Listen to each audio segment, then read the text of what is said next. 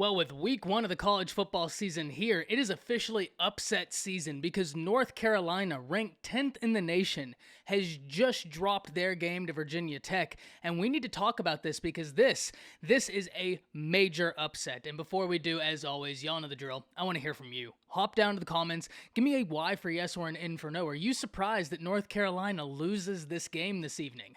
Let me know what you're thinking. And if you are new to the channel, be sure to subscribe. Hit that bell notification. I do constant college football content and you don't want to miss any of it. And if you enjoy this content, be sure to like and comment down below. Those interactions are massive to content creators such as myself. But with all that being said, let's get into this, and this is a very surprising result. North Carolina, a team coming into this year where the eyes of the college football world were placed upon them, wondering how they would do during their 2021 campaign. Now, any of the brief moments I've talked about Sam Howell or even mentioned North Carolina, there's always been a question I've wondered, and that's how would they replace the two-headed monster they had at running back from last year as they entered the NFL draft? Both of those guys were incredibly special. Both of those guys individuals that look to have lasting careers in the pros. That's how good they were. And North Carolina really benefited from having them last year. But to my surprise, when I look at the end of this game, North Carolina is in a position where they had more rushing yards than Virginia Tech. They had more passing yards than Virginia Tech. What killed them was penalties and turnovers mixed with time of possession. And that really just goes to highlight what I've been saying throughout the entirety of this week and since that Nebraska-Illinois game.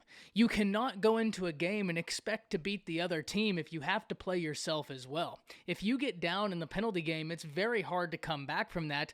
Even harder if you get down in the penalty game, plus the time of possession game, and you're in a situation where you throw 3 interceptions. This was not the outing Sam Howell was hoping to have in his first game of the 2021 college football season, and it's going to be very interesting to see how North Carolina rebounds.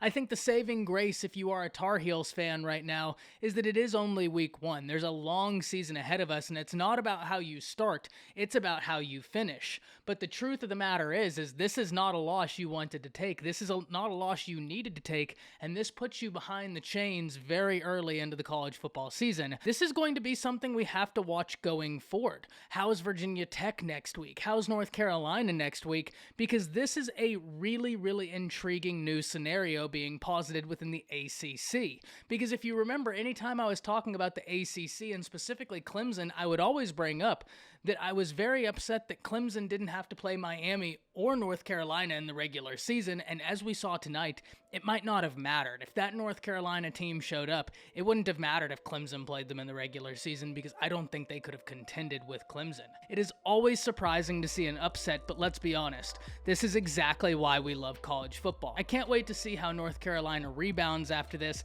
and I'm very interested in hearing from y'all. What are your expectations for North Carolina for the rest of the season, and what are your thoughts about this crazy game we just saw? That's it. See ya.